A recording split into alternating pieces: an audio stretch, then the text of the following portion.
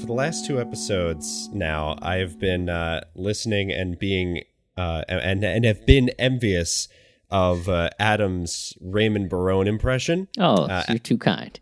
Adam, will you give us a Deborah? I need more to get into it than just Deborah. I need some emotional art. Tell me what's just happened in Ray's beautiful living room. Ray's kids run through amok. Ray does not help. Deborah is offended because Ray's very interested in the game. He doesn't care about the kids because he's in the game and that's his job. Deborah's really upset with him for not helping out, and she storms off, and Ray realizes, oh shit, this means I'm not getting laid tonight. Deborah! See how good that is? It's a really good one. It's so good. It's got a little Kermit in there. Can I tell you something I was doing in the... We'll get to whatever you were going to say in a second, Alex, but can I tell you something I was doing? What's up? Doing in the shower. What were you doing in the shower, Adam, that this reminded you of? Okay, so you know Hey Soul Sister by Train?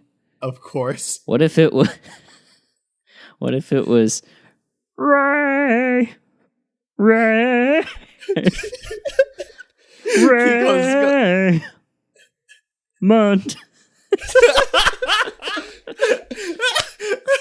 New theme song, everybody. Wow. So that's my Raymond, yes. Well, no, I was just like, now my thing's not going to be as No, go. No, we're interested. That's fucking great. I love that.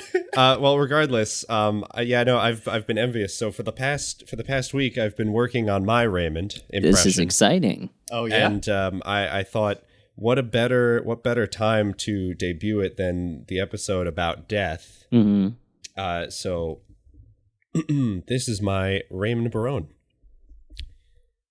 Hello, my name is Raymond.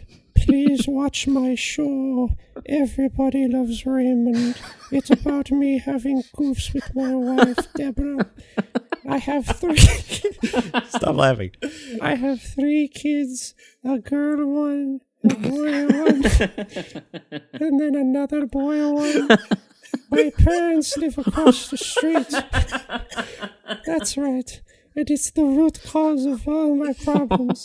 I made a blood pact with the devil. My brother Robert is a fascinating young man. Anyway, that's my Raymond. That's fucking incredible. Could we get a Deborah? You didn't give us a Deborah. Yeah, give us a Deborah. Yeah, come on. Deborah! Oh my god, fucking beautiful. Thank you. I closed my eyes for a second and I thought I was back in the theater watching Belfast. It's just an old Irish woman.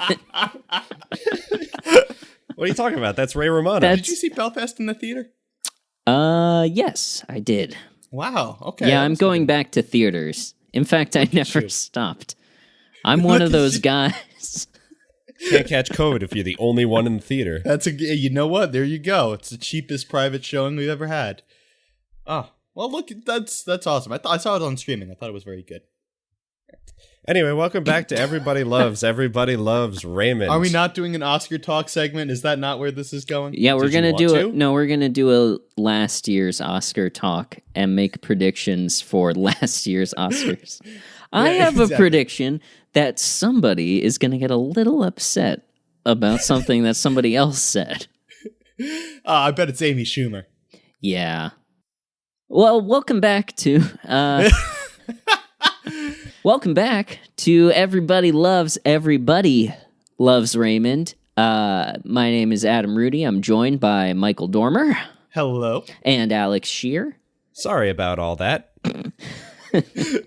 And we are the only active Everybody Loves Raymond rewatch podcast as of this recording. Hopefully that doesn't change. And if it does, you'll be hearing from our lawyer, who does not exist. We are going to corner the market with slap suits. This is going to be incredible. We got to go down to the patent office and trademark this format right away. This format, which is literally nothing. Just us. So, Alex, great Ray Barone impression. It was... Thank you. Yeah, very good. So... I'm hoping that as we go on through this, we can each develop impressions of every member of the cast. And then maybe at the end, we do we go in front of a live audience, maybe Carnegie Hall, and we do a table read. We do a whole episode. Do a table read of the best episode of Everybody Loves Raymond. That would be a great way to do this. Yeah, Speaking we could have our listener vote on who plays who based on the performances we give over the course of these next seasons. We'll edit hopefully, and we can only hope that we go the distance, our 200 plus episodes of this. Jesus. We can edit them down into a demo reel, send them to our listener, and have them cast us, basically. Much like the great performers on Everybody Loves Raymond were cast in a very interesting process led by Hollywood's favorite hungry man, Phil Rosenthal. Can you tell I didn't know where that sentence was going until I got there?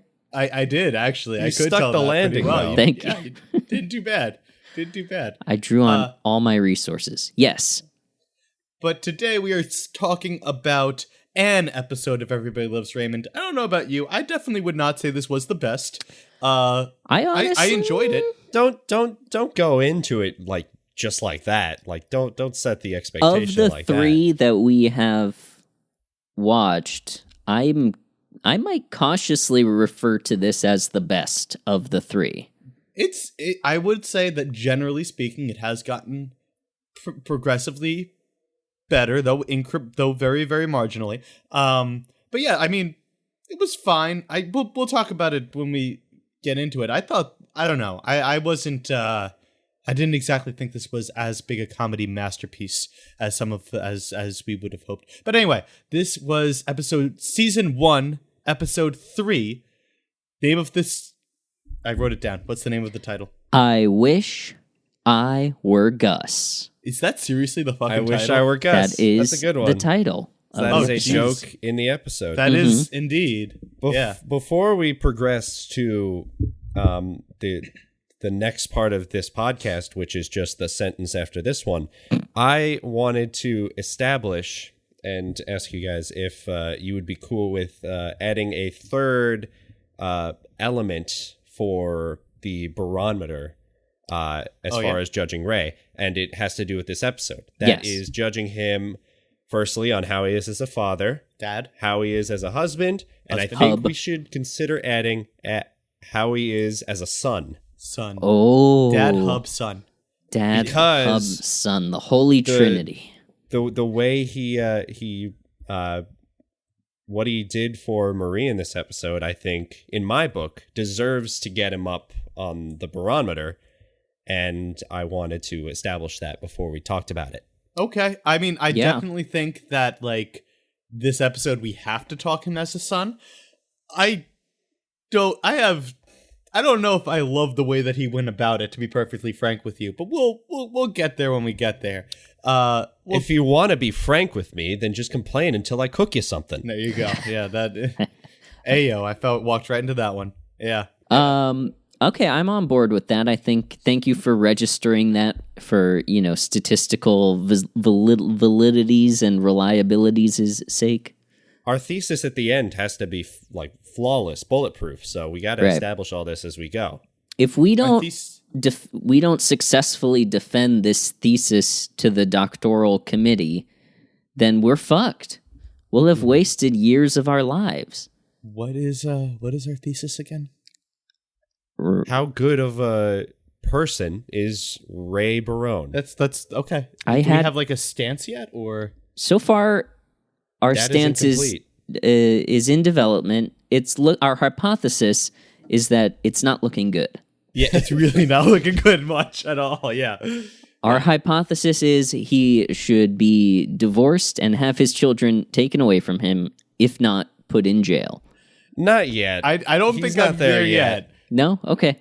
All right, you have a more optimistic outlook on it than me.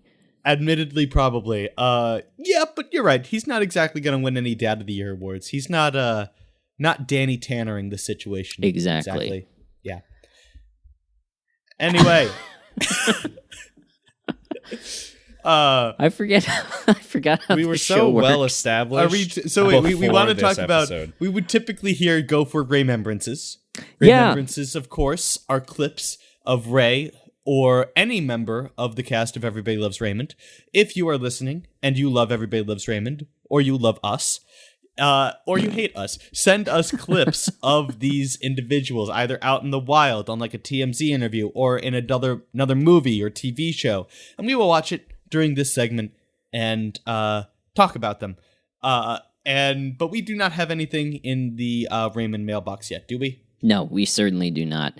Okay, so especially because, for a couple of reasons. The episode where we established this segment came out today and has been heard. That's a good reason. That's a very good reason. Has been heard, according to the latest up-to-the-minute statistics, has been heard by 3 people. And I'm one of them. and also one of them is me. So whoever you are out there, thank you, and I hope you're enjoying this. And please, send us, the phrase I used in last episode's description was Rayjacent artifacts. It's a good one. I like that. If you find any out in the wild, please send them in. This can be a picture, an article, a video clip, a t-shirt, a tattoo. What are other examples? What's the weirdest thing that you would think would not be featuring the visage of Ray Romano that you would like to see? A mug. A coffee mug. I think Really going out there. I say that out loud. I'm thinking of like random trinkets, random knickknacks. Yeah. There should be a mug that says, "I wish I was Gus." And then that would be like one of the biggest inside jokes of all time, because no one's going to get it unless you're a true Everybody Loves Raymond hardcore fan. Unless you're an everybody, as in you're one of the everybody that loves Yeah, the titular everybody. So you heard it here. That's our call to action for this episode. If you are out in the wild, maybe you're at a diner on Long Island even, and somebody hands you a mug of coffee and you turn it and you see that it says emblazoned on the side, maybe in a Comic Sans or another fun, quote-unquote fun font, "I wish I was Gus," steal that and send it to us in the mail. In the mail. And our address is our P.O. Box is number 1. Just The first number one. I think All right. we flawlessly executed that segment. I think we nailed it. It's rough to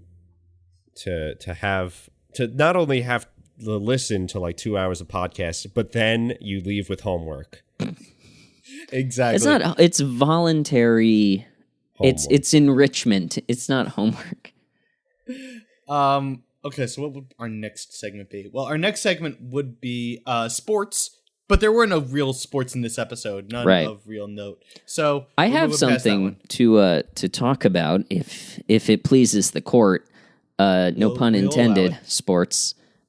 So in my efforts to promote and make successful this podcast, not only do I take my precious time to record the jingles, I mix and edit the episode. I've also taken to working as our personal PR marketing guru. Ooh. And the way I've done this is through a little something you might have heard of called viral marketing.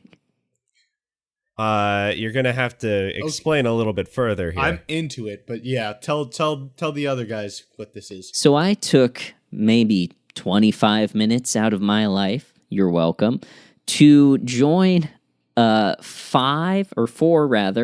Everybody Loves Raymond fan groups on Facebook.com. No way. Oh my god. Do any of them go into the double digits? They all go into the double digits, my friend. Everybody Wow. Loves Raymond is a popular TV show, just not among the primary demographic that listens to podcasts. But like, here's the thing, right? Like, everybody loves Raymond, but like, who actively loves Raymond? I guess us, but aside from us, I'm just curious. I personally am ambivalent towards Raymond. I more love Everybody is ambivalent towards Raymond. I joined 4 groups. I joined Everybody Loves Raymond Obsessed, which has 21,000 members. Damn. I joined Everybody Loves Raymond Fans, which has 4,500 members. Okay. I joined Yes?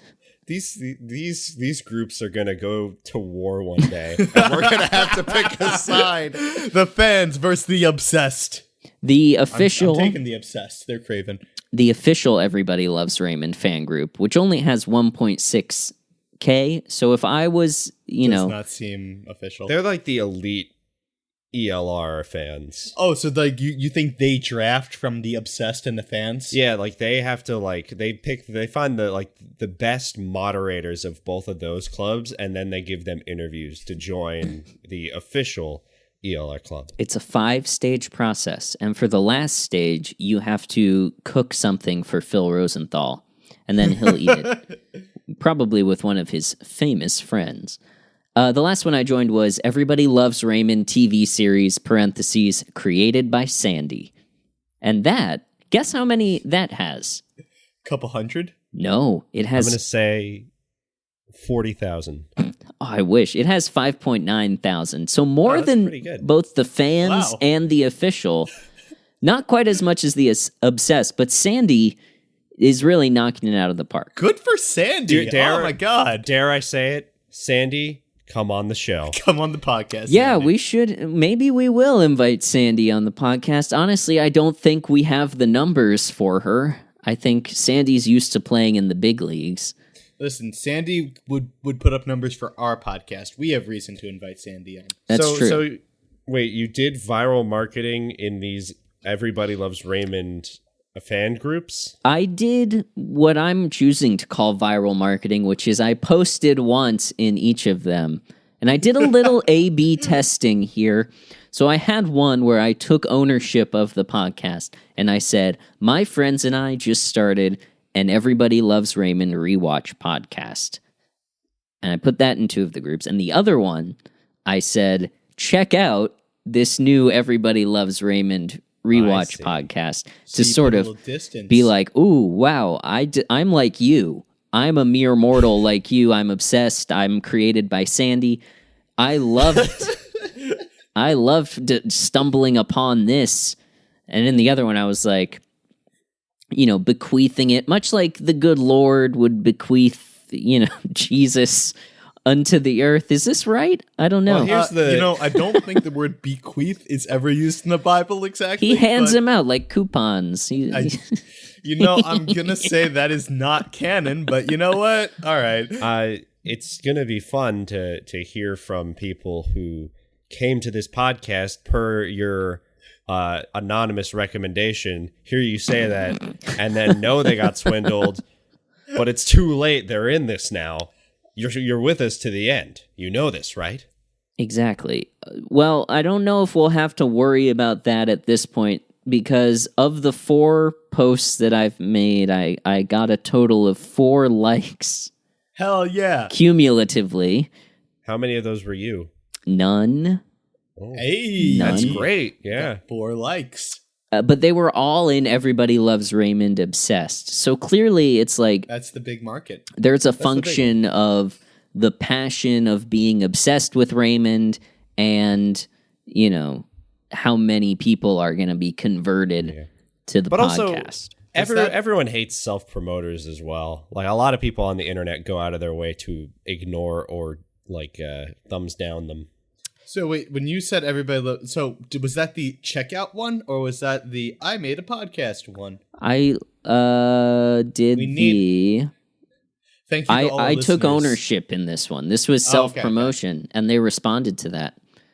So interesting. Is this a Facebook group? Yes.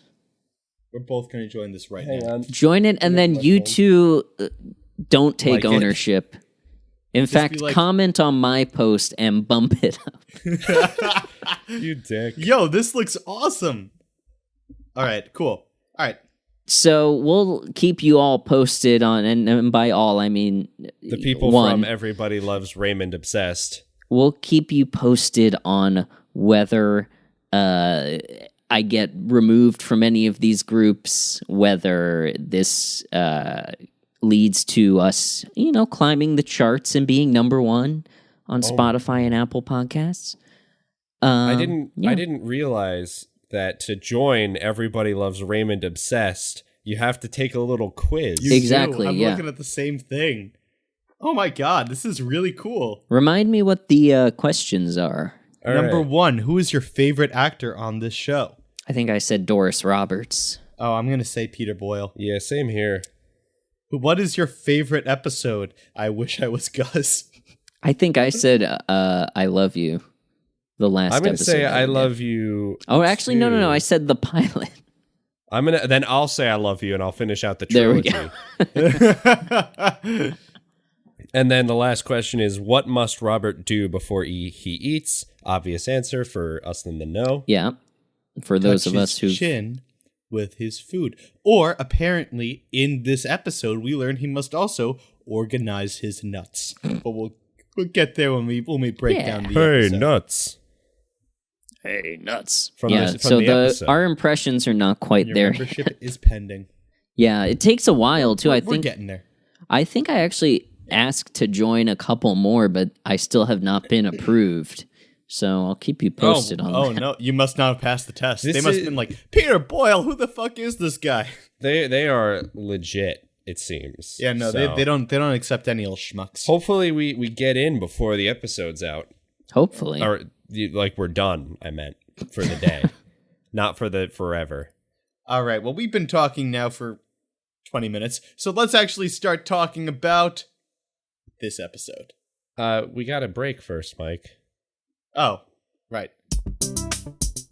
Hey everybody, if you're looking for an email marketing tool, look no further than Moosend. Moosend is an email marketing platform that's used by organizations like Sony, Domino's Pizza, and UNICEF to create highly engaging, responsive newsletters. Moosend provides you with segmentation tools, powerful personalization features, campaign reports, and advanced A/B testing options to power up your email marketing strategy, all with their free forever plan. Upgrade to the Pro plan for unlimited visitor tracking, landing pages, integrations, and much more. Go to postfund.info/ads to sign up today and let them know Raymond sent you.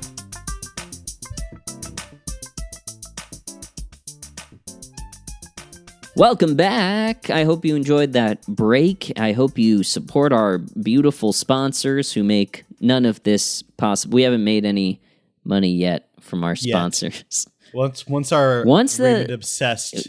those obsessed fans get a hold of our affiliate links for the Oh, goodness. We're gonna make some bank. oh If boy. every single one of them uses that link, then we can just retire. Yeah, and we could watch Raymond full time.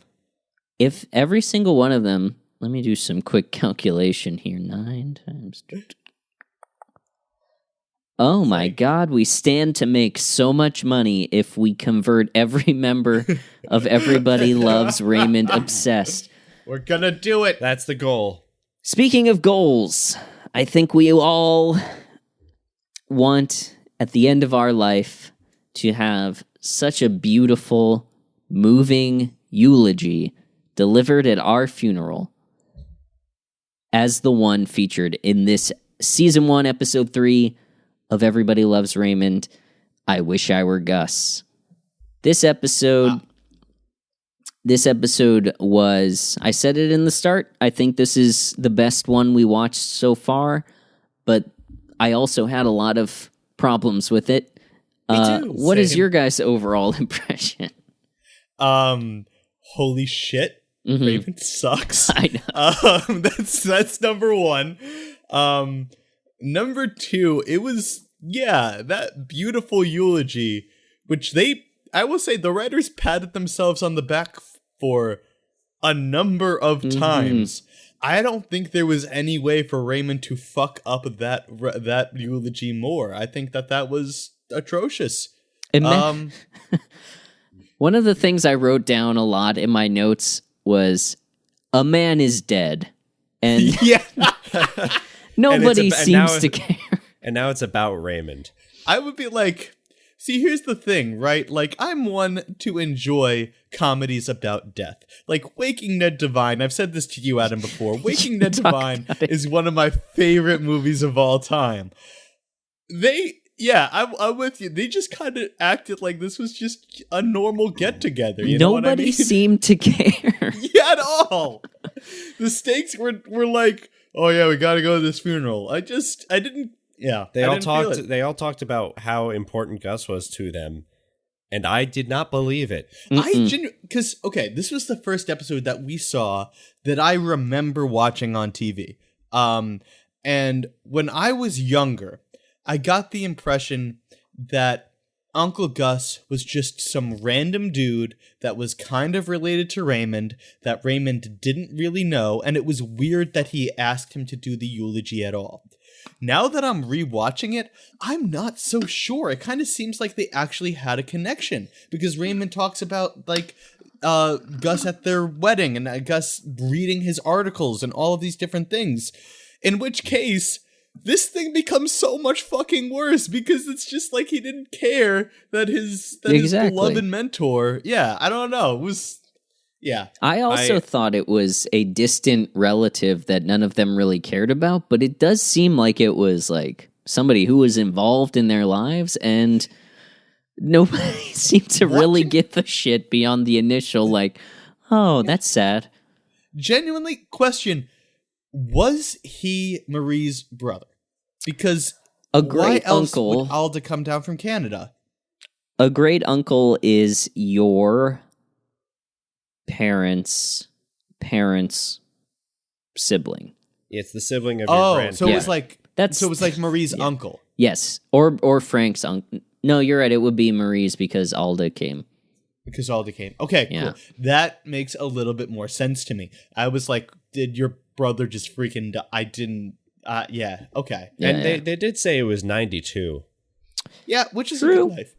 Yeah. I would like to summate this episode with, I think, the quote of the series so far, the most memorable one, and it was said by Frank. Can Hitler have a juice box? I wrote that down too. I also wrote that down. So let's out of break context. So many questions are had. I know. So let's start breaking the episode down, because we'll get to the whole Hitler arc, and that's honestly why this is my favorite episode of the 3 that we've watched so far. Yeah. So the episode opens with what is a shockingly short cold open. And simple. Very simple. I think it's 2 lines. It was one joke. It was not a full cold open. It was literally a one-liner and then cut to the theme. It was 30 seconds, but actual like dialogue and like meaningful content was only like 10. Like they did a lot of like long lingering shots on everyone in the kitchen, but nobody, it seemed like an afterthought for the episode, but it was funny. So Deborah is in the kitchen with the kids, and they're like, she's like, Dad is going to be home soon. And then Ray comes home. He's got fast food, and Jeffrey or Michael, I honestly can't tell. They're twins. No one can. One of the twins has fallen asleep, and Ray just looks at him and says, "What, has he been drinking again?" And that's the whole thing. Funny. That's the whole thing. It's funny. A good line. It's a good line. Yeah. Weird that they do a whole cold open for it, though. Yeah, it feels like it should be a throwaway line. That feels like an establishing joke for like a scene. Yeah, that would have. I think they didn't have a cold open for this, and they just chopped off the beginning of the scene that follows, like the first proper scene, is what it looks like to me. It is possible, absolutely. But after we see the classic playset opening for the 3rd time, still great, still fine. We see Deborah and Ray in the living room. Now, so it already starts off on a bad note for me, because Deborah is using, well, first of all, horny count. She's using sex to try to cloy Ray. Off the fucking charts in this episode. Again, a man is dead. Yeah. the horniest episode of Everybody Loves Raymond. So far, it kind of is. Yeah. I think it's arguably... well, no, it's got to be more. I was going to say it's tied with the pilot, but... No, this is more than the pilot. I mean, we'll talk about it, but at the man's funeral, a man is dead. So anyway, she's trying to get Ray to do the dishes, and she says, like, something to the effect of, there's nothing sexier than a man who does the dishes. Ray replies, and this is a 1-2 punch. A woman who does the dishes is the sexiest thing to him, and then he pauses with another woman. So we take this winding road from misogyny to queer fetishization, which is problematic in and of itself. And it was very big in the 90s, so, you know, I'm glad we've moved past that, because that's a weird, very weird thing to say to somebody, I think. Yeah, it was a weird interaction just right off the top. Yeah, I mean, I guess it was probably funny when it first came out, but when I watched it, I was just like, that seems odd. Yeah. And then, like, I feel like that would feel more problematic if it was not immediately followed Good point. by something else. Good point. So Allie comes into the room holding a pen, what Deborah refers to as her laundry pen. I don't know what that means. What does that mean to you? Does that mean anything? Good question. I was actually hoping that we would find out together. It's strange because, like, when I think of a laundry pen, I think of like the Tide pen that you that's what I thought it was take out too. Stains. Yeah. But this one, like, it looks like it's meant to draw over stains on dark clothing. I don't know what that's something. about. I don't know. But anyway, it could have just been a marker and not confused us. But so Allie, laundry or fabric markers are permanent markers that help you sort and do laundry. Oh. It's an easy and inexpensive way of labeling or placing a tag inside any clothing. I see. So I guess it's just like for notes of saying like, oh, dry clean only or something. Or So like it's a wash Sharpie that cold. can survive the wash. This is a super Oh. marker. You know what? That's probably it. Okay. All right, we got to the bottom of that. So Allie drew a Hitler mustache on Jeffrey. How is that not what we opened with? That's a good point. That's a good question. And the reveal that killed me. He comes in, Deborah brings him in with the classic Hitler / Michael Jordan in the Hanes commercials mustache. And the line, "It's bad news for Europe, Ray," I thought was really funny. It was a good line. I think that each of the 3 Hitler jokes that they land in this episode, Oh my God. each of them were very, very good. I agree. Yeah. Honestly, I did laugh, I think, at all of them. They were my biggest laughs for the episode, for sure. 100%. Yeah. So Robert and Frank then enter, and this actually gets to something that we talked about last time, or on the pilot, why they never lock the door, because Robert and Frank come in and yell at them for locking the door. Robert says something like, what does he say? Something like evil doesn't respect locks or something? Yeah, exactly. Ray says, Frank asks him why he locks the door. Ray responds something to the effect of, To keep robbers, the bad people out. Yeah, robbers, and the cop that is Robert says evil doesn't respect, or something to that effect. Evil doesn't knock, something like that. Yeah. Yeah. So Frank, go ahead. What I found interesting, though, is like 30 seconds later, the door is still unlocked because Raymond opened it, but Marie doesn't just barge in. She knocks. Continuity. Is that character development? No, it's a continuity error. Yeah, I there think that's just an error. Wow, good catch. I didn't notice that. So Frank announces that great uncle Gus has died of a heart attack, and this is our first show of the big test of, are you a psychopath? Do you have remorse for somebody who is dead? I think across the board, all of them fail. Well, wait, okay. First of all, body count is now 2. Body count is 2. As we discussed. Leo, Gus. But also here's something I have to give like a small break for Frank and Robert, as they may have already known about this for anywhere from like half an hour to a couple of hours. True. And then have come over to tell Ray. So maybe I doubt it. Maybe they have been mournful all day. Maybe they've been crying all day and they just got the strength. And then they got to Ray, and then they decided to kind of be dicks. On the one hand, I want to give breaks because, gallows humor is something that people respond to like tragic news with. That's something that happens. Sure. But also, I didn't get the sense that was a reaction to tragic news. Deborah shows the most grief for Gus. I think she says, "Oh, that's a shame. How did it happen?" Frank says it was a heart attack.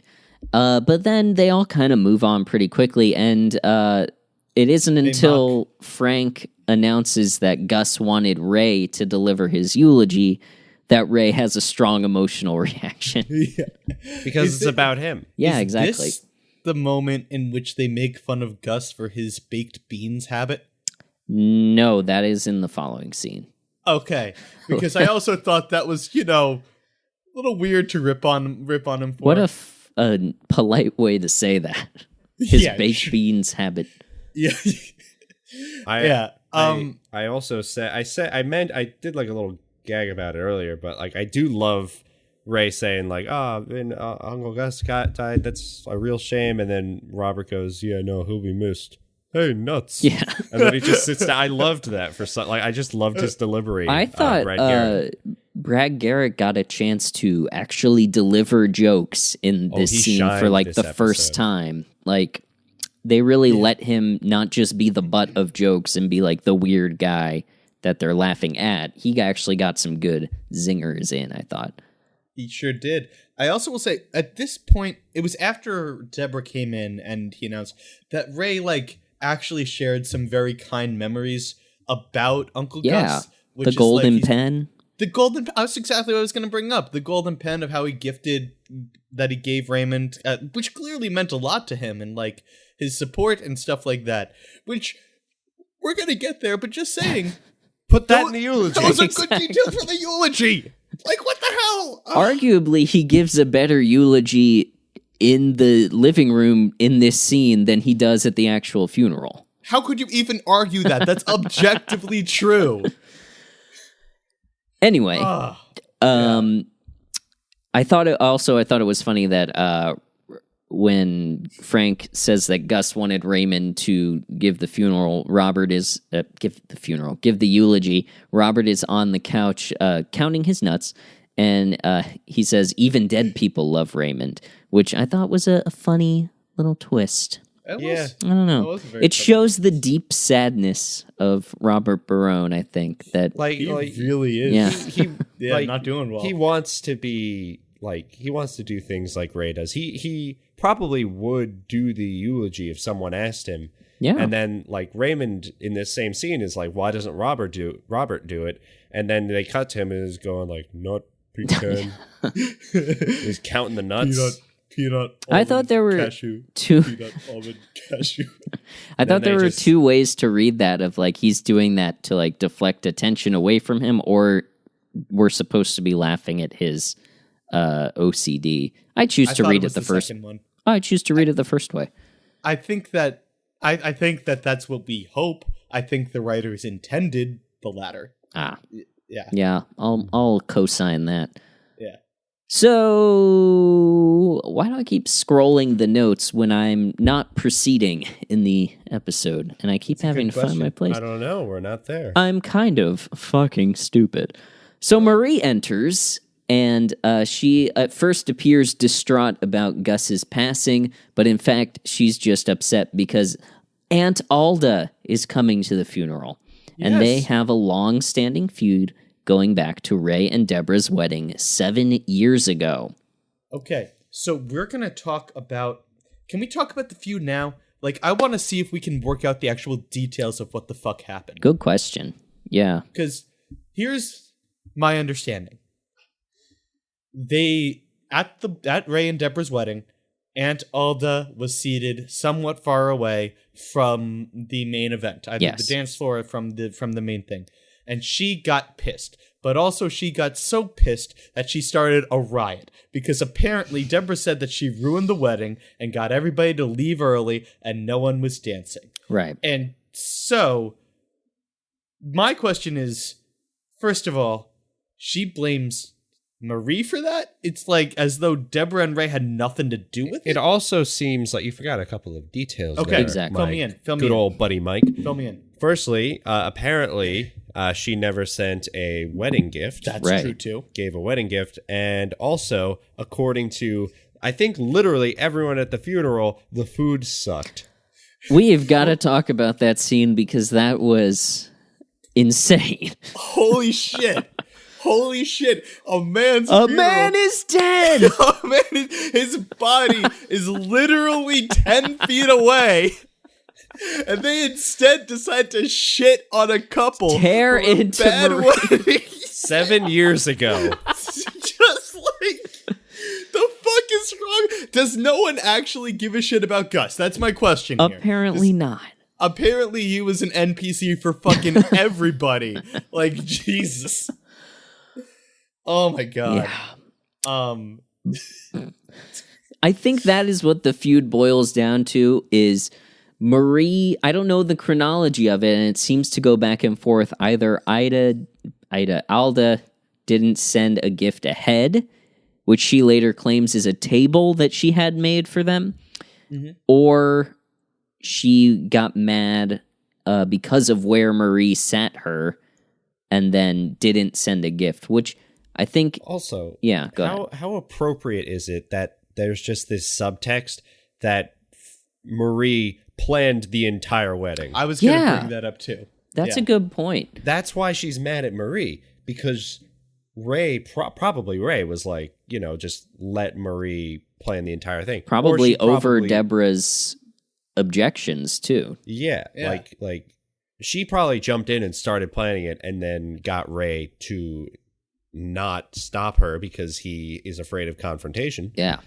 And that's probably what happened. And that's why this feud started, because she was the planner. Yeah, the fascinating thing to me is also that, like, later on, we're spoiling the episode. I'm so sorry for everybody that's listening. I don't think anyone's watching it in real time. Yeah, exactly.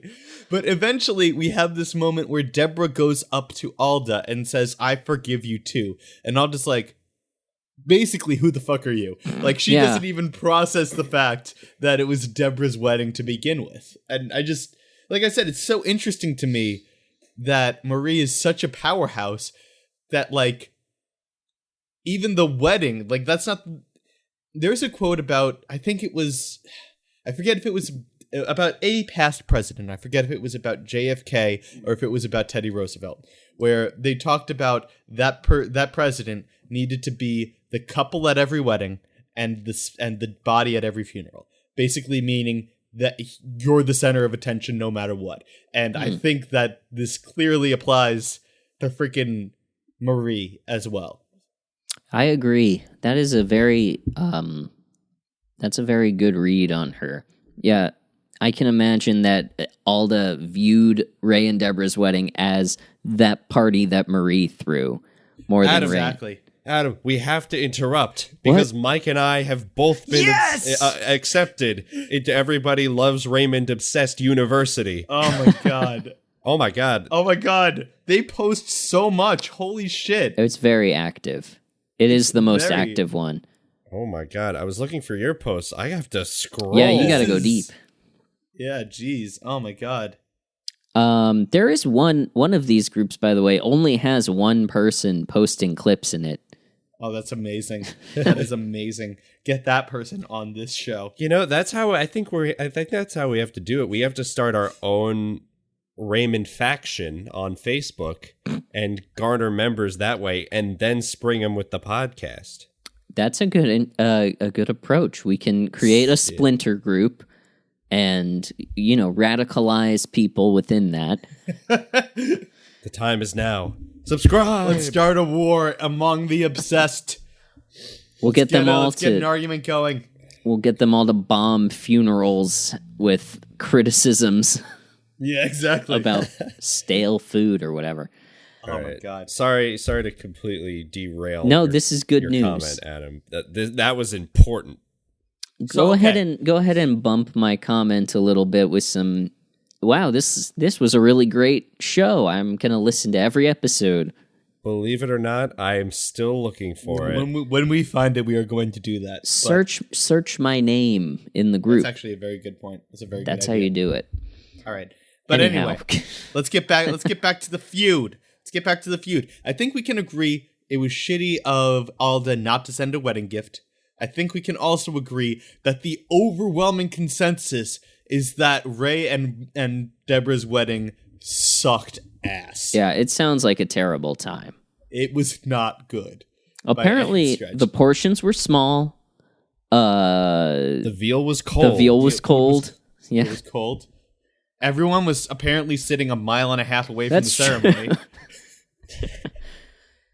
Maybe it's like they had it at an arena or something where the principal people are down on the football field and then everyone else is up in the top row of the stands. I don't know. I don't know the scale that we're talking about here, because everyone at the funeral seems to have been invited to Ray and Deborah's wedding. So how deep does this go? It is my headcanon that they had it at Shea Stadium, and they got married on the pitcher's mound, but Aunt Alda was up in the nosebleeds. Remember where we were sitting for Jerry Seinfeld Day? Yeah. That was where Aunt Alda was sitting.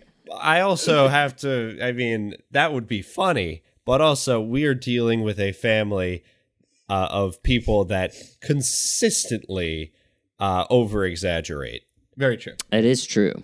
It is also a comedy This show. was probably, honestly, the wedding itself was probably fine, and everyone remembers it horribly because it's been 7 years of just ragging on it. Yeah. Absolutely dunking Negative. on the trash wedding planning. Negative. Just because Deborah was involved. If it was just Raymond marrying himself, it would have been the best day for all of these people. It would have been exactly. a state holiday, or Because at least a local one. As we've discussed, everybody loves Raymond, Indeed. yes, but asterisks, unless Deborah's involved. So true. Deborah ruins everything. That's just how it goes. Everybody hates Deborah. Spin-off show. Spin-off. I meant to ask you in the first segment, or maybe it was this segment, can we do a bonus episode where we do commentary over Waking Ned Divine? Yes, we can. I would absolutely love that. Oh my god, I love that movie so much. I know you do. All right, anyway. So that establishes... Marie explains the feud, and then Frank pops in with the very funny "Can Hitler have a juice box?" line. Yep. Best line so far. I love the choice to continue him having the Hitler mustache through the entire episode. Me too. It ends up becoming not even like the top 10 problems with the funeral. That's true. When we get there. Honestly, as far as I can tell, only one person notices at the funeral. I also Yeah. I have to give special props for putting the twin with the Hitler stash in the front of the double baby carriage. It's his spot. What do you mean? Couldn't he have traded it just this one time? Can you put a scarf on him or something? It's like she didn't even... It's like she wanted to... Maybe she wanted a little bit of that spotlight. Or like, leave the kids at home. Like there weren't no other kids. Well, their There were no other usual kids. babysitters are at the funeral. Still, Maybe they could call... Well, they can't call Leo. He is unfortunately deceased. rest in peace. Also, we would not trust him. He would leave them in a heartbeat if there was a pizza van inside. He would But, like- make them into a pizza. But like, there's got to be like a neighbor that has like a 17-year-old kid to come over and watch the kids. You know, it's not. They're there for a couple hours, and also, like I said, apparently no one gives a shit about Gus anyway. So like, It's true. Maybe one of them could have... Deborah could have stayed home. I mean, it doesn't seem like anyone at the funeral cared that she was there, you know? except as an accessory to Ray. and during the roast. They Oh, cared yeah, about during that the roast. Yeah, Can you get exactly. convicted for that, being an accessory to Raymond?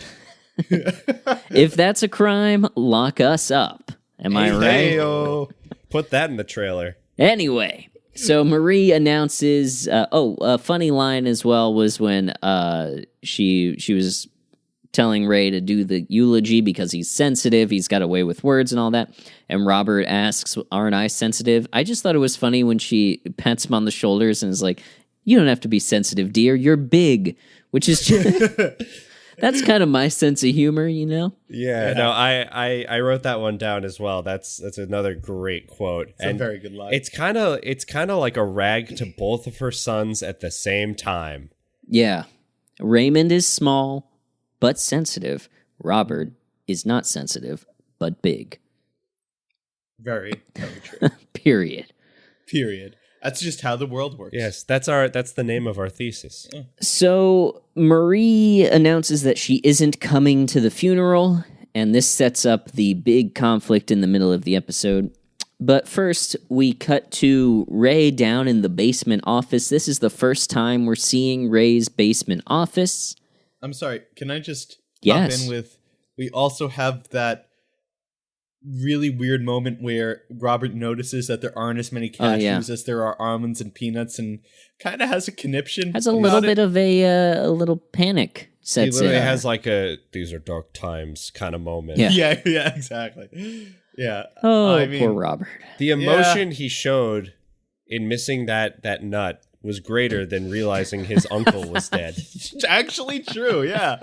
Okay, so I just wanted to point that out, that was, one little thing that very good acting by Brad Garrett. Yeah. Yeah. Maybe hasn't aged 100% as we've learned more about and become more compassionate towards mental illness. There you go. That's This sort of is the story of 22-year-old show. Robert, I think we're finding for this season. Like, if you look at it for more than a second, Robert is he needs help. Yeah. He's dealing with a lot, and, God bless him. Yeah. God bless Robert. Anyway, we go down to Ray's basement office, and he is attempting to write the eulogy, doing a very poor job. We get Deborah comes down the stairs, and we get this little nugget of information and backstory about Deborah. Ray says, "You were in PR. You can help me with this." So we found out that... I missed that. That's fascinating. Yes. So apparently, and we have zero details about this, at least 7 years ago, Deborah worked in public relations. Or maybe, Yeah. maybe even sooner than that. Maybe she only quit when she had the kids. That's That's possible. true. Maybe less Yeah, they than weren't 7 years married old. for 4 years. Yeah. Do we ever learn how they meet? Before. Because I think do you they're... think they could have met through work? There's an episode where eventually we get a lot of flashback episodes in the later seasons. I don't know if we ever do a thing on how they met, but definitely like the story. Yeah. I remember one like, where they are discussing moving to the house. Yeah, I Yeah. remember that one. I remember when they find out that they're pregnant with Allie. I remember that. But yeah, I don't know if we find out how they met. But that's an Anyway. interesting... I'm curious to see if we will get any more information about that. I'm not confident that we will. No, neither am I. Yeah. So she then goes to help Ray write the eulogy, and got it. she does a really great job with it. And it begs the question, I know we keep jumping back and forth, why? What happens to this draft in between this scene and then Ray giving the eulogy? Because this all Deborah sounds leaves. great. This is that's all pretty like okay. great. Well, not great, but it all sounds like a fine, like boilerplate eulogy, saying nice things and putting a positive spin on this man's life. Deborah leaves, and then Ray falls asleep on the backspace key. I guess so. And this was before autosave, of course, 1996. Yeah. But then after that, in a truly glorious Frank moment. Well, hold on. Right before Frank enters, the process of writing the eulogy, a man is dead. The process of writing the eulogy gets Ray and Deborah all worked up and put another, notch on the horny meter. Yeah. Because They're about to fuck They're on this, literally on this man's eulogy. I don't like. It's just like I get that they were trying to what they were trying to go for, right? The writer said, "Oh, would it be funny if Frank we kept up the bit of the parents not having boundaries, but having Frank interrupt a romantic moment?" But they didn't realize, like, what the fuck are you doing, banging on a man's eulogy? That's like, it's not exactly an aphrodisiac. Maybe not for you. Right, fair enough. Fair. You know what? Fair. Do you get worked up? No, I'm not talking about me, Michael. Okay, I'm sure. talking about other Ray people. and Deborah. Yes, You know Ray, what? Deborah. Insatiable hard to horn dogs, Ray and Deborah. We don't have any confirmation, by the way, that they have had sex at all from the pilot. They have, right? well, I guess not from that point, but they do have kids. They've had sex. Yeah, I know. But like from the point where we're introduced to them, they are horny at least one of them is horny in every episode. But we don't have confirmation yet that they've done it. You're right. I think we will at some point. Oh, we I hope we definitely will. do. And when we do, we'll do a commentary bonus episode over Waking Ned to Fire for that. Yes. So then, yeah, Alex, your classic Frank moment. Frank enters.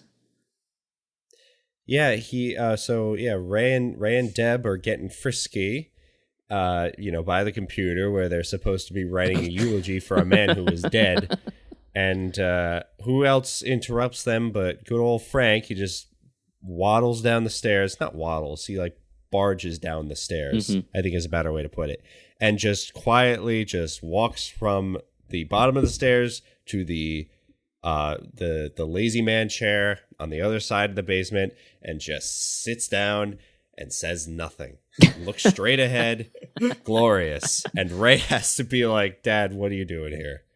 And then we find out that Marie is so upset by the feud that she has stopped cooking for him, which is the impetus for Frank to confront this issue, which, let's not even get into, because if we were to interrogate every time Frank says or does something problematic, this podcast would go back to being 2.5 hours long, and we're really trying to avoid that. Yeah, true. You know what? That's that's a decent point. But I do want to say that this continues the trend of this funeral being a very big concern for everyone based on how it affects them. Exactly. Not how it affects Gus. Again, a man who is literally dead. I mean, it doesn't really affect Gus much anymore. Yeah, I mean, what does Gus care? But A man is currently, as this scene is happening, being pumped full of embalming fluid. removing the organs so that the formaldehyde can set. And he's being made up by the coronary. What do you call those? The coroner? No, the people who do the makeup. That's a job. That's like a specific job. The people who I think it's the same makeup. as the embalming I people. think it just might be the mortician. Was not the case on 6 Feet Under. They hired a person, I think, to do the... Sidebar for a second. I have a friend that does work in the funeral business, and he has stated to me before that he's thought about doing his own funeral directory, starting his own thing. And he says that, this is a real part of it, is making relationships with the hospitals. So, that when people pass away, they get contacted and get the deceased corpses sent to them. And it just kind of like stuck in my craw. I'm just like, wow, there really is competition for everything. Even after you die, there are people fighting over who gets the remains. And Who's got dibs? Who's got dibs, exactly. And it's just kind of like, listen, morticians and funeral directors do a very important job. They do a job I sure as hell could never do. I'm very thankful for them. But holy crap, the business side of that is not something I think I was ready for. I was imagining you were going to say when you said, like, when you first get into opening your own funeral home first, and then I thought you were going to say, you got to get some bodies. In a way. Yeah, Which that is- is what this boils which down is to. true. Yeah. But apparently they do it in a way that is less creepy than the way that I envisioned in my mind when you started that sentence. True. You were picturing more of a Frankenstein type. Where it was like, oh my God, this guy's died. I'll call the ambulance. No, you know, I got him. I got him. kind of like how when lawyers are starting Follow out their me. ambulance chasers. Yeah, the ambulance chaser. And bring your checkbooks. Is that a show? Can we pitch that of like a guy who, two paths, a guy who is starting his own funeral home and kills people to have bodies so that he can have funerals? Or like a Better Call Saul type of like skeevy funeral director who's out there chasing ambulances. Only if we can come up with like a really clever title for either of these. That's what we got to pitch. One's a comedy, and you won't guess which one. You don't think That's the tagline for the double feature. for the double feature? Yeah, let's cut this out so nobody steals our idea. Yeah, Let's there write you it up. Yeah, we'll write a pitch. We will every like important word, every noun in those sentences. This How about we do the and we do Yeah, that's exactly what we got. this whole section is just gonna be And then we clip the unedited version and we just send it to Lauren. And then that's there we go. oh Lord. Lord. so Anyway. we get to the funeral home. Yeah, we get to the funeral home, right? You're skipping a scene. We skipped over the hugely important part where Ray, quote unquote, tries to help his mom. This is fucking pathetic. I my blocked God. I blocked the scene from my head. Yeah. Oh my Ray God. comes into the kitchen. By the way, this is our first time seeing the kitchen in the reversed orientation from the Oh pilot, shit, you're right. I noticed that. Yeah. I did not, but you're right. which That it is will weird. be for the rest of the show, which is Huh. interesting. Yeah, it is. Why they made that choice, I don't know. Maybe it looks better on camera. I guess so. I think you can. You know what it probably does is it works for the crosses to the living room better. So I That's bet what they I was only actually had the thinking. kitchen set for the pilot, and then they built it out to the full house set. Not the full house set. The That would full be fun. house set. I would love an Everybody Loves Raymond Full House crossover. I really would. Anyway, So his mom. Yeah, exactly. So the mom scene. He walks into the kitchen. yes, he walks into the kitchen. I keep calling her Deborah. I don't know what that is. They're basically mortal enemies. That's a horrible mistake to make. I know. Marie is going through pictures of Gus and her and Alda and all of her family from growing up, and she's going through, and as we find out, she's cutting Alda's face out of these pictures. But Ray comes in, he looks at a picture of Gus, he holds it up and he says, wow, he was a good-looking guy, and then he says, guys can say that now, which is the equivalent, I think, of saying no homo, and in fact, incredibly homophobic, but it was the 90s. Yes. So- we weren't gonna take it there, Ray. So, 90s. but you took it there for us. Anyway, they go back and forth about Ray sort of very feebly trying to get Marie to give up the feud, not to unpack the emotions behind it or process what's going on in that relationship, but basically just by saying, "Can you just get along?" And that's it. Pretty much. That's it. Pretty much. And then his last gasp at this, by the way, is asking her. She says something to the effect of, what does she say? Something like, "What's the purpose of mending fences with Alda?" And he says, "Why don't you cook Dad a steak? There's a purpose." Which, even as a joke, which he tries to pass it off as, Is a shitty thing to say. fuck you, oh my man. God. Yeah. Yeah, that's it's not cool. I do want to say, I mean, after this scene, Marie starts crying Mm-hmm. and runs to the other room. Mm-hmm. Ray calls out, like feebly, like, "Ma, it was just a joke." and then he turns on the TV and watches the game. Yeah. Yeah.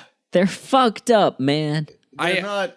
I want to say, because look, I thought that was kind of funny, even though it is fucked up. But I also believe, and I'm going to defend Ray here just a little bit, because I think he knows his mom well enough to know that, like, she's, like, being, like, she's, like, baiting him almost. Yeah. To, like, come into the other room. And Ray, I think he's, like, at this point in his life, he's not dealing with that. So I think he, in turn, baits her to come back. Yeah. Okay, so that would make sense right? Because he's like a 30-something-year-old man. He knows his mom very well. And I would agree with you if when she came back in, he wasn't so completely baffled as to what to say. You know what I mean? He didn't have a plan. That's true. Yeah. Also, I mean, to your point, they have that moment where she is going through her, like, guilt trip thing about going out behind the dumpsters and scaring the crows away, and Ray is sort of repeating the script along with her as if he's heard this before. So clearly this is something that they've gone over before, where Marie is upset and, you know, trying to get some emotional resolution from Ray, and Ray is not providing that and is mirroring the guilt trip and sort of passing it off as if it's not important. It's all very manipulative and weird, and honestly, you know, I get that it's played up for humor, but this is, you know, a family that is really in need of some counseling. Oh, yeah, you're not wrong about that. You're not wrong. Everyone in this family.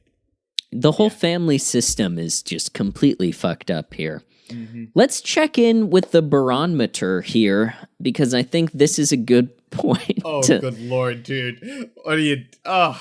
I'm gonna give him a 2 because he is not actively murdering anyone at this point, but... Okay, no, genuine justification. Give me anything that gets him above a 1 at this moment in time.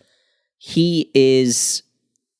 in his most feeble way, and whether it's out of obligation or anything else, he is at least going over there and trying, quote unquote, trying to resolve the situation.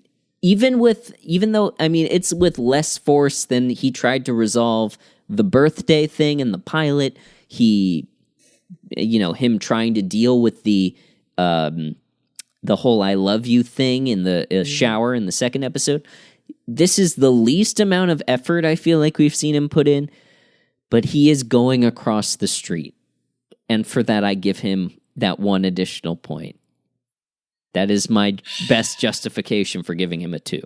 I'm giving him a 1. And the reason why is because genuinely, no bullshit, I genuinely think him going over there caused more harm than it did good. I think that all it accomplished was making Marie feel less appreciated, which is the exact opposite of what she needed. Which, I mean, sure. I mean, the argument of, like, it was 7 years ago, you should put it away. There is an argument to say that Marie needs to be a little bit more mature. I am not absolving her of that. At the same time, I also think that her son clearly not giving a single solitary fuck about any of that did the opposite of helping. Mm-hmm. That's a good point. I might bump him down to 1. Yeah. I have no sympathy for him at this point. Go ahead, Alex. Not in the least. It's funny you say that. We're in season 1, episode 3. He's already taken a nosedive. I have no sympathy left for this Are we man. going to have to end up putting negative numbers on the barometer? That's what I just want to know. No, I don't think he could go... 0 is I the don't want absolute... to... Yeah, 0 still is exists. Is him... Okay. Is him doing, like, active physical, mental harm to the people around him. Yes. Okay. Not just myself, neglecting them, but actually harming them. He's currently at a true neutral of just, like, absolute no shits given. I'm going into this with the mindset of we're starting where we left off. Last episode, we're all sitting around a 4. Mm-hmm. I believe. Yeah. Either you, Mike, or you, Adam, had him at a 4.5. I had him at a 4.5 because Okay. I was being very optimistic. We averaged to a 4.2. Yes. For me personally, throughout this entire episode, like the selfishness about the funeral, like, yeah, like maybe a little bit lower, like maybe like 3.5. And then like going throughout like kind of like the weird horniness when writing the eulogy. Yeah. I mean, like, I mean, at least they were both like on the same page. So like It's maybe true. a little bit down. And then, yeah, I agree. When he gets to to Marie's place, he does it. And I know he absolutely does this because his dad won't leave him alone until it's done, because his dad won't get food until Marie's not feeling shitty anymore. Yeah. So I feel comfortable leaving him at a 2 right now. Okay. All right. You know what? I feel comfortable leaving him at a 2 because he has shitty motivations, but those motivations are motivating him to do the right thing. Right. Poorly, but still he's Poorly. trying at Yes, least. bad execution, bad reasoning for doing it, but you're still trying in a weird way to do the right thing, and I think he failed miserably. Mhm. But I feel comfortable leaving it at a 2 at this point in the episode. I will come in at a 1.5 just so we average out right there, if I'm doing the math correctly. Oh, yeah, very, very literally. Yeah. Yeah. Yeah, that's, well, let's see. That's 4.5 divided by 3. Yeah, that's 1.5. There you go. Good job. We're going to have a beautiful, like, line graph. Oh my God. In like 10 years. I got, when you said that, I got physically, like, excited. Like, this is going to be so fucking cool. And we're going to be like on r/data is beautiful 10 years from now. Like, we did a Raymond podcast for way too long. And this is how good a father Raymond was. And the inevitable r/Everybody Loves Raymond obsessed. Ooh, They will have some things to say about this. Yes, that's an they exciting frontier. Honestly, look, here's the thing. If we start getting like dedicated listeners, we should have like a way for them all to like vote on like giving Ray a score every episode. I like that that we can idea. compare I do like against that our idea. scores. I love it. I just want to say, I also just looked it up. r/Everybody Loves Raymond has 2.5 thousand followers on Reddit. Why don't you post in there and plug the I will. podcast? After the podcast is over, I'm absolutely going to. I'd like you to Cool, do then it I'll- right now, and then we can check in at the end of the show. You know what? I will do that. Yes, Hold on. Let me see if please. I can figure out how to do a Spotify link. All right. So,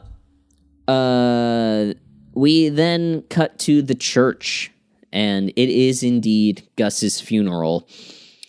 Can I just say this is, some great extras in the background of this scene, some great background artists, the multiple army men, every possible variety of old Italian person.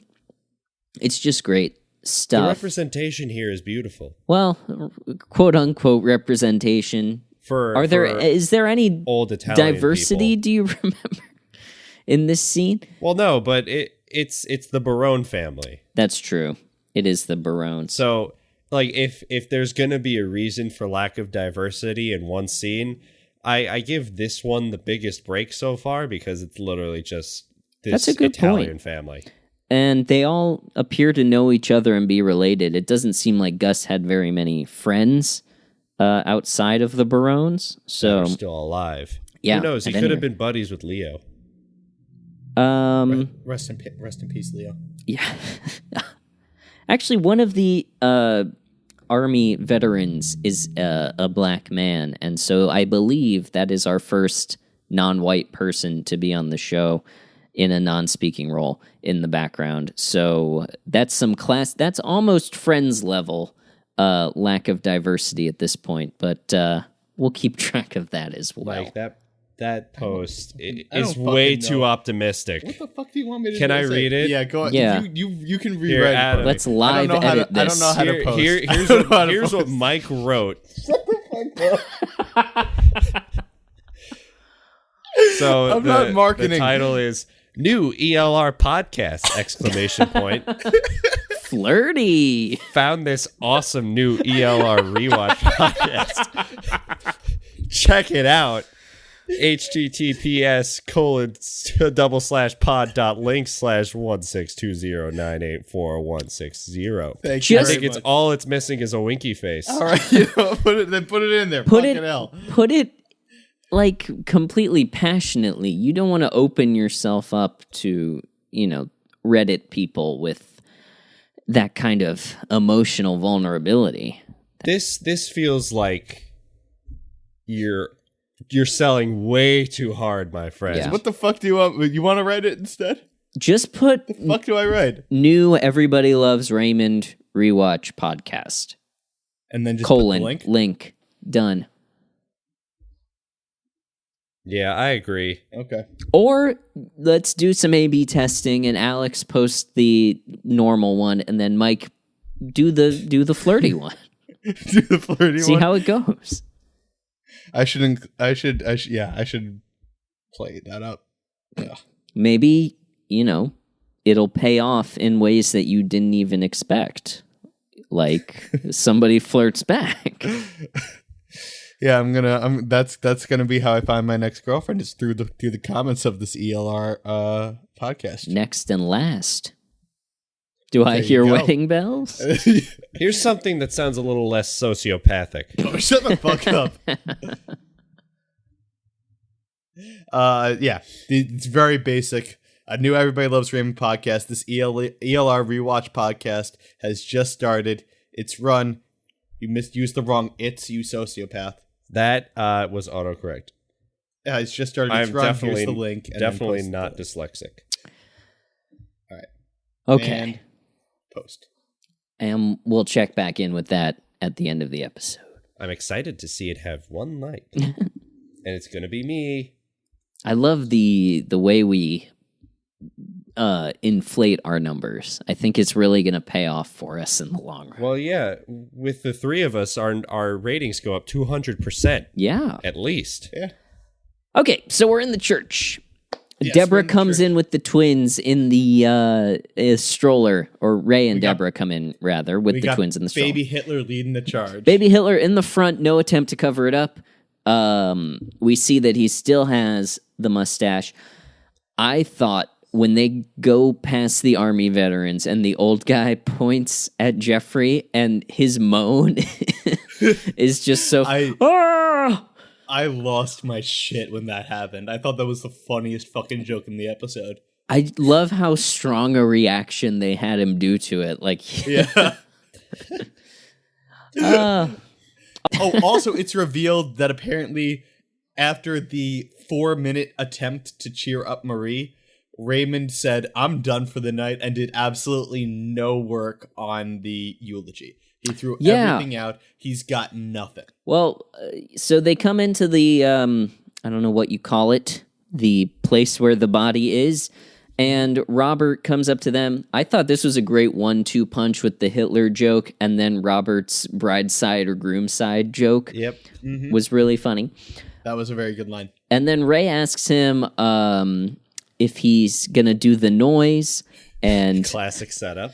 Robert brushes Such a- it off. Such like a layup. I know. To land the joke. There's It's- so much intrigue with that line. Yeah. Like, you're not going to do that funeral noise again. And it's like, what? How? Ray may as well have freeze framed like Zach from Saved by the Bell and turned to the camera and been like, "You're gonna want to remember this because this is gonna pay off in this scene. Okay, we're setting up the pins and then we're gonna knock them down." I thought it did, by the way. Oh, it was great. I thought the choice of what the noise was really funny. Like, it wasn't a sob, it wasn't like a wail or anything. It was just like a weird noise. Yeah. And I thought it bet- really worked. I bet on the script it just said like Robert makes weird noise, and they just let Brad Garrett do whatever he wanted. Yeah, exactly. I like to think they did many, many takes of this, and somewhere there's a supercut of him doing all sorts of different noises. So, after that, Robert goes and sits down. Deborah sort of goes off to the side. We see Aunt Alda get up from one of the pews, and we get an applause break because Aunt Alda is our special guest star for this episode is Jean Stapleton, who people who are as old physically as I am mentally will remember as Edith Bunker from All in the Family, a very classic sitcom. I did not know. I've seen All in the Family, but I did not know this was the same actress. I didn't put it together because when she's Edith, she has that really, really high voice, right? Yeah. Yeah, so I didn't really put it together. So thank you for giving me that insight. Well, I have a lot of insights about Jean Stapleton, and I'll run through them pretty quickly. Go ahead. She played 3 different Helens and 4 different Annes, including this one. She also played Eleanor Roosevelt, and she played a character called Nagging Wife. And then she was in a TV movie called Ghost Mom, which is also known as Bury Me in Niagara. The synopsis for which is, a mother returns from the dead to help her son, a surgeon, find a stone with magical powers before he is killed by a vicious Japanese gang looking for the same stone. Wow. I'm kind of into that. I'm not going to lie to you. Thing. That's a good concept. Let's do a bonus episode where we do commentary over Waking Ned Divine for that. Not over Get that in movie. line. Over Waking Ned Divine, just the same. Yeah, we'll have it playing in the background, and then we'll talk about this movie. Every special episode that we have, we talk over Waking Ned Divine. The new Fast and Furious movie, we're going to watch Waking Ned Divine for it. We're probably We'll going to figure have out- to... Yeah. We'll figure out this bonus episode thing. I'm feeling like as a break between seasons, probably. Ooh, that's a good idea. That's a fun time. So Marie then approaches after Aunt Alda and Ray have caught up for a solid 4 seconds, and the feud sparks off pretty immediately. And I love the dynamic that they have in this episode where they're just going back and forth roasting each other. Like, it's a very, Nick Cannon's Wild and Out energy. So I'm going to just play a couple of the clips. Well, hello, Marie. Isn't this nice? You two, you're back together. You can kiss my son, but you can't send him a wedding present? Your lips should dry into raisins. Whoops, too late. Hey, yo, nice. zinger. The present will be here in a couple of years. I mailed it from where I sat. The only reason you're angry about that table is because you weren't the center of attention. Hey, lots of attention here. How could I be the center of attention while you're doing the limbo in a sequin dress and a push-up bra? Hey. Well, maybe if you had something to push up, you wouldn't be sitting there with a sour puss. How could you see my sour puss where I was sitting? You'd need binoculars. Please, stop it. We're at a funeral. Ray, we're ready for you now. So, First of all, first acknowledgement. fucking roasted. Honestly, some great roasts. And first acknowledgement that a man is dead since they've been at the funeral. I want to talk to you for just a second about the funeral director, who is played by an actor named Hugh B. Holub. And I just want to show you, are you familiar with the sort of genre of headshot for actors, which is the composite of many different looks? You know, you might I have am now. the nerd or the chef or Oh, the you mean cool like- guy. So you send it with your acting profile to, okay, yeah, sure. So you get cast as a certain type of person on a show. I want to run through. This is Hugh Holub's image gallery on IMDb. You will my see. I just wrote down a list of his, which I cannot see, is his various looks. So you've got priest, doctor, nerd, bum, casual guy, Freud, modern cowboy, classic cowboy, professor, businessman, army guy, doctor again, and Victorian. So Listen, you know what? This guy's a looker. I believe him in all of these roles. He looks very friendly until he puts on the cowboy hat. honestly, Yeah, and, And then he has looks friendly again. the 2 cowboys. He's got like the tall, dark stranger cowboy, and then he's got like the fun cowboy wearing the bandana. And I don't bring this up to roast him, because even though you could conceivably show somebody a Hugh B. Holub picture for any occasion, clearly this is Wait, working. that one's just him at a Dodgers game. Yeah. That's not even him acting. He's just at a Dodgers game. And the caption is Dodgers. Dodgers. Hire me. It's a weird Incredible. It's fun to just like flip through them because you got priest, and then you got army guy, and then you got businessman, and then you got other businessman. He plays it all very well, honestly. Cowboy. Oh wow, yeah. You know what? I believe him. Like the beard, mustache, like depending on how he does his facial hair, like I could believe him in any of these roles easily. Exactly. Holub, come on the podcast. Honestly, I bet he would, and I would love to have him because he's like worked constantly for the past 30 years. Like it works. So to all you young actors out there, take 44 different headshots of you in different costumes. Because if Hugh B. Holub is any indication, it works.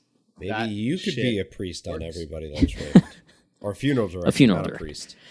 And a priest on other things.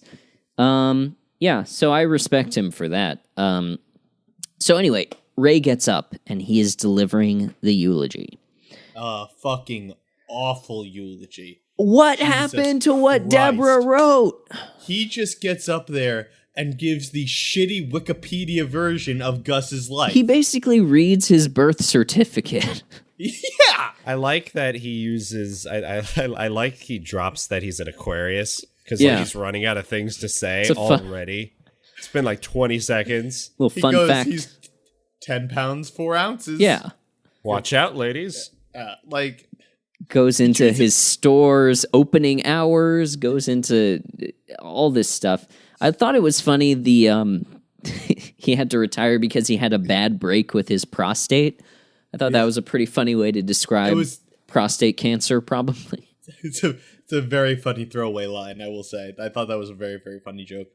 Also, another funny choice in there was Frank sitting in the pews with the juice box. I thought that was a pretty funny choice as well. Yeah, was funny. that was a great background gag. I loved that. Mm-hmm. And then in the midst of all of this, we see Alda and Marie like elbowing each other, doing normal sister stuff. And at one point, Alda has to get up and go to the other side, the bride's side in this case, of the church. Wait, before we get to that, I also wanted to mention that while Ray was giving the first part of this eulogy, before he kind of like does like the thing where he rips up his notes and then starts speaking from the heart. Yeah. Where like I realized that like this is yet another like point in Ray's like kind of fear of communicating emotionally. He lists facts Ooh, good about point. Gus and not much else because he just I feel he feels uncomfortable to like kind of tell others kind of how the death made him feel or what Gus means to him. And we know that he had a meaningful relationship with Gus from the first scene. He's like actively choosing not to make those open up those memories in this vulnerable way and share them with all these people. He's just choosing to go the, cold, fact-based route because he's a coward and he sucks. Look at you guys psychoanalyzing Raymond. I didn't even put any of that together. Like, That's so where have you fascinating. been the last 2 episodes? This is the whole like show. This is what we do. This Sure, is I why just the didn't show notice is it. so long. I didn't notice it. All right. I thought that it was that's a good point. Can I say the most disappointing tearing up the speech and speaking from the heart in film and TV history? Oh my god, it was atrocious. It was not Holy even crap. I guess it seemed like it was gonna be good. It seemed like he was gonna tie it together, the Alda and Marie feud with Gus.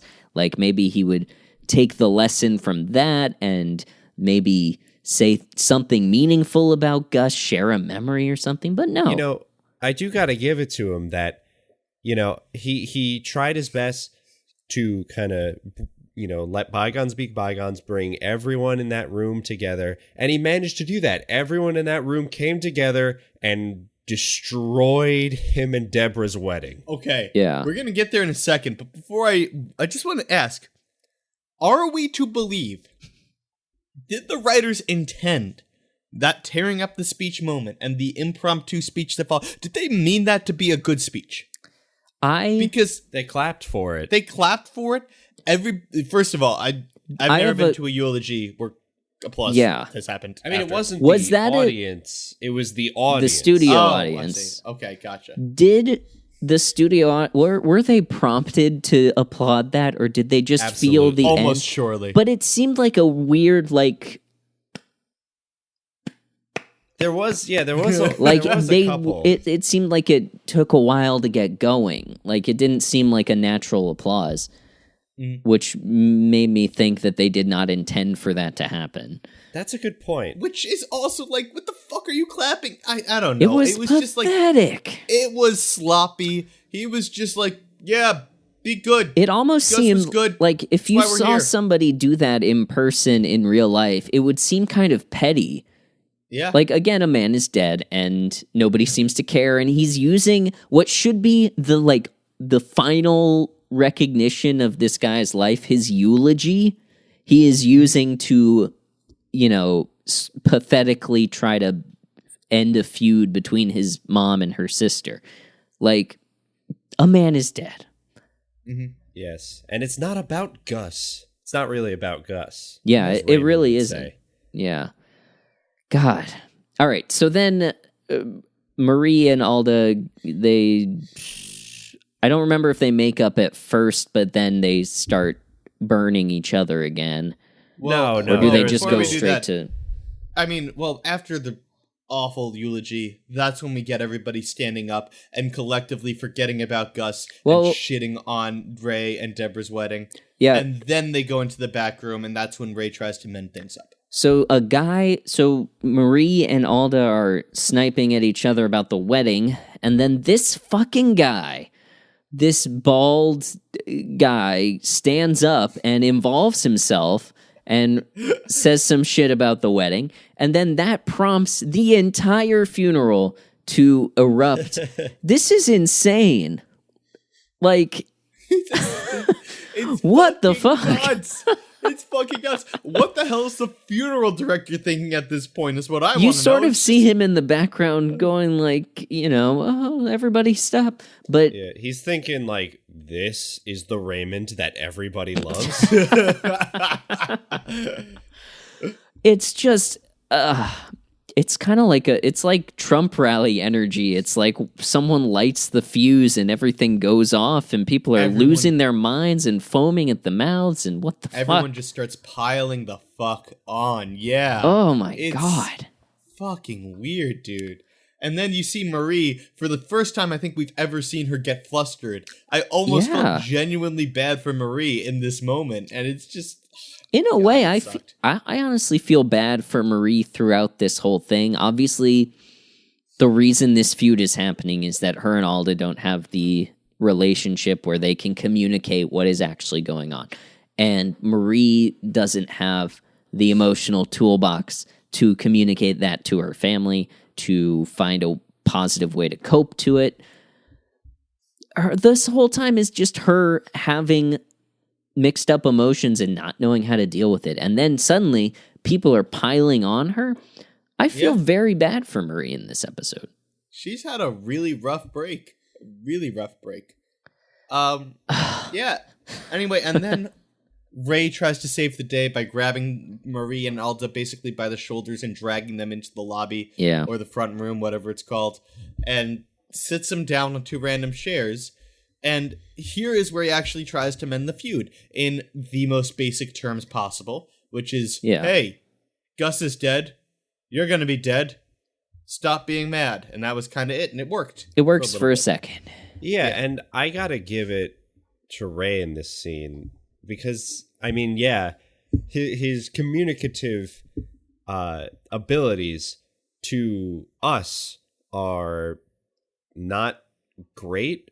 But, and it seems that when comparing to the rest of the Barone family, he is probably in the upper tiers of being able to resolve conflict. Yeah. That's a really good point. And it's amazing to me that that he was able to kind of fix this 7-year long like issue in a way that felt real, because I mean, he used the funeral to kind of coax them into burying the hatchet, because, you know, they're both, you know, in this episode, very both like, you know, not young, they're old, they're like, death is coming.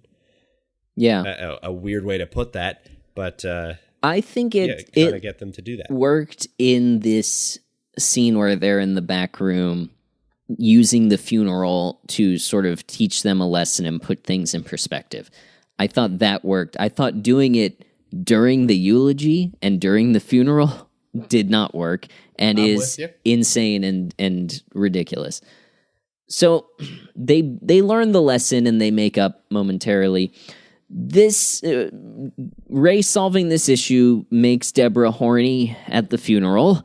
Again, horny counter. What the fuck? Horn dog Deborah. This is the horniest episode. You would think it's the pilot where the, you know, good old sex and all that. But it's really this episode where they're fucking they want to fuck at the funeral. They want to fuck writing the eulogy. It's ridiculous. They want, it's God. What's the Winston Churchill quote? We will fuck in the stairways. We will fuck in the skies. We will fuck on the beaches. Yeah. Oh my God. Yeah, I mean, man. And then I will say, Deborah fucks it up. Deborah fucks it up, but only because Alda and Marie do not are immature. Yeah, have the skills to maintain. Deborah still does not realize the insanity, the complete insanity that is the Barone family. Yes. And that in Raymond's mind, now that this conflict is resolved, he has experience with this family. He knows never, ever bring it up again. Don't touch it with a 10-foot pole for the rest of their lives, and they will be good until they start fighting about something else. It's kind of like Deborah does not know this yet. It's kind of like a House of Cards where Ray is just happy that it's still standing, whereas Deborah, you know, the goal with the House of Cards is to keep getting higher and higher. And I think Deborah's impulse in this scene, let's add another layer to the House of Cards and build on that so that maybe I can have a better relationship with Marie and Alda, when really she should have just let them stay, you know. That's a good analogy. On the first level. That one. It is. Oh, anyway.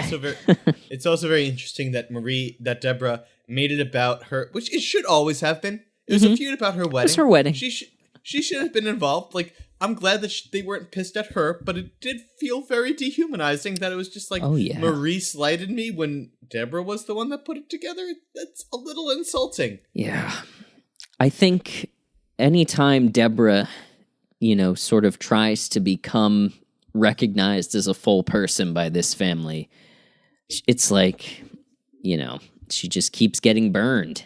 She does. Do we ask the question that, is there potentially a resting resentment from Marie towards Deborah for taking her Raymond away? Taking her Raymond away and then maybe also taking her sister away. In this instance. Interesting. If Ray and Deborah didn't get married, there wouldn't be the feud. Maybe that's going on as well. Raymond would still be living at home, probably. It's interesting if you not let him leave. Yeah, if you think about it, this feud has been going on the entire time Ray and Deborah have been married. Yes. So maybe this has something to do with the way that Marie is. Mm-hmm. Maybe if she had a stronger relationship with her sister, she wouldn't have to barge into her son's life so much. Maybe. I don't know. That's interesting. I don't think anyone but us have thought about it this much, as usual. So, I mean, we'll leave that to Everybody Loves Raymond Obsessed to determine. We'll leave to Obsessed with Everybody Loves Raymond. I do want to throw out there, before we leave the funeral scene, we see baby Hitler enter the room with his brother and sister. They basically disappear. We do not see them at all for the rest of the... We see Ray and Deborah leaving without the stroller. They do? Like, shit. Yeah, I'm pretty sure they do. That's right, they do. I'm pretty sure they do. Like, they're just gone. What? Which is just... Continuity is just like, boop, well, they disappear. Here's the question, right? Was Frank had the juice box. Was Frank and Robert with the kids? I think we can assume that, but also is the don't get in the funeral shot again. is the funeral over? Are they going to bury the man? Well, So now that I'm assuming People are that- leaving. I'm assuming that Ray is Catholic because we learn about it looks like I a think Catholic that's church. a safe assumption. I think so too. Eulogy happens before the mass begins. Oh, so this okay? is right at the start. We have not done the funeral yet. The funeral has yet to occur. Well, no, here's the thing, right? Everyone heard Raymond. Now they can go home. That's true. Yeah, exactly. Forget about the last Eucharist that they're celebrating with their compatriot. Gus Nope. is but a means to an end. Exactly. The exactly. pallbearers left, so they just have to leave Gus there, and that funeral parlor is just not usable anymore. I wish, and this is a stupid idea, I wish that, sometimes when a family member dies and they get cremated, you keep the urn in your house. Yeah. I wish they just kept the coffin in their house like they would an urn. I love Maybe that. Robert could use some of his shower strength to hoist Gus up in the coffin on his shoulders and walk it into. Then you could have a fun scene of him trying to get through the doorway. That would be really funny. That would be really, really funny. Oh, man. So the funeral's a train wreck, and then we go to our patented hot close, which of course is the opposite of the cold open. The end credits scene, which again, they're really rushing through it. I think it's 15 seconds long. It essentially is Ray and Deborah on the couch in the living room. Ray says something like, "Funeral was pretty crazy, huh? You still want to have sex?" And then that gets a laugh, and then we fade to black, and we wait a beat, and then Deborah's like, "Maybe." So they're still horny. Still horn so dogs. horny. So horny. I don't know. I don't want to initially dismiss it as horniness because depravity is also on the table. That's true. Sure. Maybe she just so... Again, like you said, Yeah, go ahead. Adam, like you said, we have zero confirmation that since the series began that these two have had time together to do this with each other. So maybe it's at this point where they're just they've gone for a couple months and they really just both need it, and they're just kind of we gotta just get it done. We can't discount that for sure. It's just horn dog counter. We're putting it on there. So that is this episode. Where are we on the Baronmeter? How is Ray performing as a husband, a father, and a son? So we didn't really get much in the way of husband or Other than father. horniness. Other than horniness, which I will say, I mean, it's good to want to screw your wife. That's a good quality. Feels like a bare minimum. Can I get that on a mug? Yeah, you got it, babe. There you go. There you go. First merch. But God damn. Okay. But we heard a lot about Ray as a son this episode. Yes. We saw a lot of Ray as a son. And I will say, not particularly great. At our all. midpoint check-in, we were at 1.5. Where are you coming out at the end of it? I'm going to give him 100% the benefit of every doubt, okay? I'm going to say that, okay, he's the greatest communicator in the Barones. What a sad statement. I'm going to say that, wow, he fixed it only for Deborah's naivete to fuck it up. Even considering all of that, we're even going to say that we're going to pretend that the eulogy was good because for some reason every character said it was good. The studio audience thought it was good. The studio audience said it was great. The most you can justify in my mind is a 3. A 3. Because, sure, he turned it around. He still was atrocious and never apologized. Never once was like, That's yeah, true. this is my bad. Yeah. That is so true.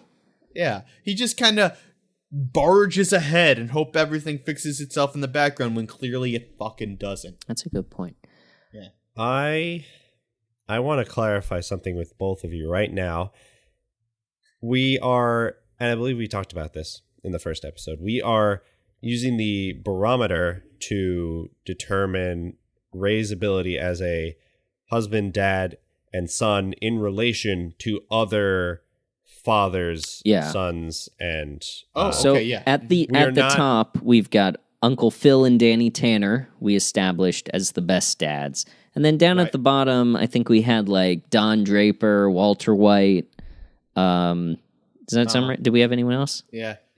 Okay, so if we're getting down there, we're talking about violence. We're talking about violence. We're talking about, complete disregard for the family, complete, disregard for your spouse. Actually should not be a family man. Yeah. Like, should not does more harm than good. Okay. I'm sticking at 3. I'm just so pissed at him this episode. I'm sticking at fucking 3. That's just I can't just, because here's the thing. Last episode we gave him a 4. He was so much worse this episode than he was last episode. Yeah. So I can't give him another 4. I gotta go with 3. Okay. Alex? I see. Here's my hesitance, because he handled this in relation to the other Barones, pretty well. Like, he handled this in a way that he knew his family would react and receive the information, which shows me that he understands how to get through to his family and that he can do it when he really needs to. I think he struggled a lot in this episode. I think he was very egocentric with this episode. I think he got hyper-focused on his own anxiety about giving the eulogy and forgot what was really important about the entire the entire thing. A man is dead. Yeah. But Ray has to give a eulogy. Oh goodness. And after everything we talked about, and after hearing everything, I feel comfortable leaving Ray with a 3.5 this episode. Okay. Pretty generous. Step down. A little bit higher. I agree with Mike that I can't give him the same grade I gave him last episode, but I don't think he's that much worse here. Okay. That's a good point about he can get through to his family when he wants to. It's just, it takes a lot for him to get there because he's so selfish. I'm going to come in, I think I'm going to give him a 3, because I think if we're just considering the son thing, and if we're just considering objective human being, and, the quality of his funeral eulogy, he's a 2. I'm giving him an extra point for the horniness. Because if we're weighting, I don't think we can weight them equally, like son, husband, father, episode to episode, but depending on the context of the episode, husband is a pretty low weight. Kids don't even register. They're barely in this. Husband is less weighted than son in this episode, but I think there's so much horniness on the husband side that it bumps it up a little. So I'm going to come in at 3, which I think averages us out to a 3.25, right, math? 3 point. 3 point. Yeah. So it says that's going to come out to a 9.5 divided by 3. Yeah, that's going to come out to about a 9.2. 3.2. 3.2. Okay. 3.2. Cool. Yeah. I'm so excited. When we get to season 6, and one of us is giving Raymond a 2, and one of us is giving Raymond a 9, and one of us is giving Raymond a C. We've completely out of the scale. We all get so far away from each other. I give Raymond a poorly drawn picture of a duck. It's kind of it's amazing that all 3 of us are still kind of really in the same ballpark with each other. I thought we'd be kind of diverging even now. I think we're on his behavior. We're still on the same journey as far as how we're perceiving Ray. We only know so much about him at this point. And I think because we're all sort of, we're all educated men, we all are tapped into our emotions and, like to know how to communicate properly with other people, we can sort of evaluate him based on that. I think with some of the more controversial Ray moves moving forward, I think that's where we'll start to see some divergence. But I am looking forward to that. I think it'll make things interesting. We're all about 25 years old. We know what it's like to be a man at this point. We got it down. That's also going to be cool to see, where we have like the big line graph where like each of us has our own line showing our own grading, and then we have the average, and then we have the fan scores. It's gonna be a beautiful graph to me, because I feel like we're all gonna get to a point where either we're so fed up with Raymond's bullshit, or because, like we said, there are over 200 episodes of this, we're gonna be doing this into our 30s, and we're like, I get it. We get used where we get used to him, and start judging him based on his previous actions as well, like understanding where he's coming from more. That might help us become more sympathetic to him over time, and maybe we'll get a little softer on him. The worst case scenario is that we start off looking objectively at Raymond, and then at the end we have become Raymond. Exactly. We're all walking around like, I can't do the voice. Everybody becomes Raymond. Everybody becomes Raymond. I like that. Yeah. Oh, my slippers. Yeah, exactly. Yeah. Belfast? All right. Shut up. So on that note, let's wrap it up for another edition of Everybody Loves Raymond. And please, if you find any Ray-Jason artifacts in your travels on the internet, that's clips, that's articles, that's weird pictures, tattoos, or Everybody Loves Raymond official licensed Lego sets, please send them our way to Raymond at postfun.info. That's RAYMOND at symbol POSTFUN.INFO. And we will talk about it on the show, give you a little shout out, send you some money. I don't know, what else can we incentivize people with? We don't have money. We're not gonna give you that money. But yeah, we will. Thank you guys very much for listening. Make sure you send us your Raymembrances and your Ray-Artifacts. Is that what we said? I was saying Ray-Jason artifacts. Ray-Jason artifacts. That's it. Yeah, the pun is on adjacent. Yeah, gotcha. And I use pun very liberally. Yeah. By the way, yes. If you find yourself listening to this on Apple Podcasts or Spotify, the best thing that you can do to help this show is click on those little stars and drop us some 5-star reviews. Even if you feel like this is a 2-star podcast, give us 5 stars and then write in your little review there, I fucking hate this show. I hope all of these guys die in whatever manner. What manner did Gus die in? Heart attack. I hope these guys are as dead as Leo and Gus. I hope they have to retire due to issues with their prostate. Bad break with the prostate.